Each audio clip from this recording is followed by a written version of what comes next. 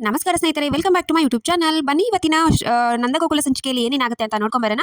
ಅದಕ್ಕೂ ಮುಂಚೆ ಯಾರನ್ನ ಚಾನಲ್ನ ಸಬ್ಸ್ಕ್ರೈಬ್ ಮಾಡದೆ ನೋಡ್ತಾ ಇದ್ದೀರಾ, ಪ್ಲೀಸ್ ಸಬ್ಸ್ಕ್ರೈಬ್ ಮಾಡಿ.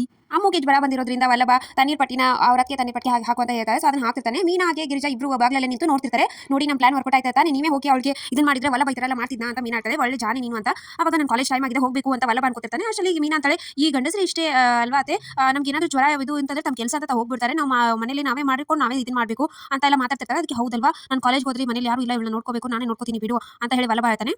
ಈತ ಮೀನಾ ತುಪ್ಪದ ದೀಪ ಹಚ್ಚಿ ದೇವರಿಗೆ ನಮಸ್ಕಾರ ಮಾಡ್ತಿರ್ತಾರೆ. ಕೇಶವ ಬಂದು ಏನೇ ಇವತ್ತು ತುಪ್ಪದ ದೀಪ ಎಲ್ಲ ಹಚ್ಚಿದ್ಯಾ ಅಂತ.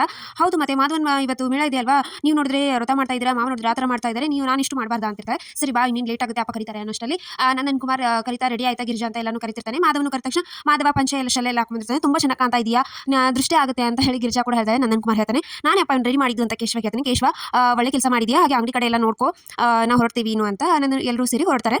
ಹೊರಟು ಮದುವೆ ಮೇಳಕ್ಕೆ ಬಂದು ಇಳಿತಾರೆ. ಒಬ್ಬ ಎಷ್ಟು ಜನಸಾಗರ ಇದೆ ಇಲ್ಲಿ.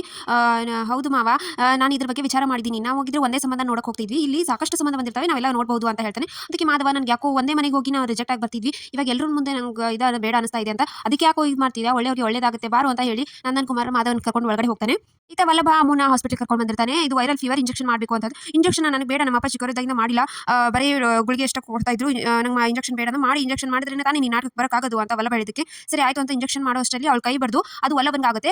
ಡಾಕ್ಟರ್ ನನಗೆ ಯಾಕೆ ಚುಚ್ಚಿದ್ರಿ, ನನಗೆ ಏನಾದರೂ ಆಗುತ್ತಾ ಅಂತ. ಹೌದು, ಇಂಜೆಕ್ಷನ್ ಜ್ವರ ಇಲ್ಲದೆ ಅವ್ರಿಗೆ ಇಂಜೆಕ್ಷನ್ ಚುಚ್ಚಿದ್ರೆ ಜ್ವರನೂ ಬರಬಹುದು ಅಂತ. ಏನೇ ನಿನ್ನ ಸಂಬಂಧ ನಾನು ಜ್ವರ ಇದನ್ನು ಮಾಡ್ಕೊಂಡಿದ್ದೀನಿ, ಇವಳಿಗೆ ಹಾಗೆ ಇಂಜೆಕ್ಷನ್ ಅಂತ ಹೇಳಿ ಹಿಡಿಸಿ ಅವಳಿಗೂ ಇಂಜೆಕ್ಷನ್ ಹಾಕಿಸ್ತಾನೆ ವಲ್ಲಭ.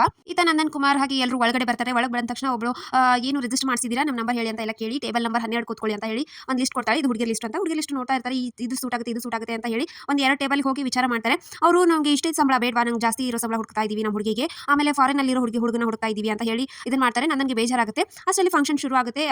ಫಂಕ್ಷನ್ ಮೇನ್ ಅತಿಥಿ ನಂದಿನಿ ಅಮ್ಮವರು, ನಂದಿನಿನ ವೆಲ್ಕಮ್ ಮಾಡೋಣ ಅಂತ ಹೇಳಿ ಕರೀತಾರೆ. ಆಮೇಲೆ ಒಂದೊಂದೇ ಇದನ್ನ ಸ್ಟೇಜ್ ಮೇಲೆ ಕರೆದು ಅವ್ರ ಬಗ್ಗೆ ಪರಿಚಯ ಮಾಡಿಸ್ತಿರ್ತಾರೆ. ಅದಕ್ಕೆ ಹುಡುಗಿ ಅಪ್ಪ ಅಮ್ಮ ಅಲ್ಲಿ ಹೇಳ್ತಿರ್ತಾರೆ, ಹುಡುಗನಿಗೆ ಅಪ್ಪ ಅಮ್ಮ ಇರಬಾರ್ದು, ಅಷ್ಟು ಕೋಟಿ ಅಷ್ಟು ಆಸ್ತಿ ಇರಬೇಕು, ಇಷ್ಟು ಸಂಬಳ ಇರಬೇಕು, ಫಾರಿನ್ ಟ್ರಿಪ್ ಮಾಡಬೇಕು ಎಲ್ಲ ಹೇಳೋದನ್ನ ಕೇಳಿ ನಂದನ್ ಕುಮಾರ್ಗೆ ಬೇಜಾರಾಗುತ್ತೆ. ಇಂಥವ್ರು ಇರ್ತಾರ ಇದ್ರ ಮೇಲೆ, ಬರೀ ದುಡ್ಡಿಗೋಸ್ಕರನೇ ಇದನ್ನ ಮಾಡ್ತಾರೆ.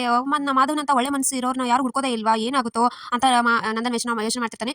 ಯೋಚನೆ ಮಾಡಬೇಡಿ ಮಾವ, ನಮ್ಮ ಭಾವನಿಗೆ ಒಳ್ಳೆ ಹುಡುಗಿ ಸಿಗ್ತಾಳೆ ಅಂತ ಮೀನಾ ಹೇಳ್ತಾಳೆ. ಅಷ್ಟರಲ್ಲಿ ಹೊರಗಡೆಯಿಂದ ಮತ್ತೊಂದು ಕುಟುಂಬ ಬರುತ್ತೆ. ಅಲ್ಲಿ ಹುಡುಗ ಅಪ್ಪ ಅಮ್ಮ ಬಂದಿರ್ತಾರೆ. ಹುಡುಗಿ ಕಾಲು ಮತ್ತೆ ಕಣ್ಣು ಮಾತ್ರ ತೋರಿಸ್ತಾರೆ. ಸೊ ಮೇ ಬಿ ಅವಳೆ ಹುಡುಗಿ ಮಾಧವನ ಮದುವೆ ಆಗೋ ಹುಡುಗಿನೂ ಇರಬಹುದು. ಸೊ ಇಷ್ಟಿತ್ತು ಇವತ್ತಿನ ಸಂಚಿಕೆ. ಸೊ ವಿಡಿಯೋ ಇಷ್ಟ ಆಯ್ತು ಲೈಕ್ ಮಾಡಿದ್ರೆ ಮರಿಬೇಡಿ. ಮುಂದಿನ ಸಂಚಿಕೆಯಲ್ಲಿ ನೋಡೋಣ ಹುಡುಗಿ ಫೇಸ್ ಯಾವ ತರ ಇದೆ ಅಂತ. ಅಲ್ಲಿವರೆಗೂ ಸಿ ಯು, ಬಾಯ್.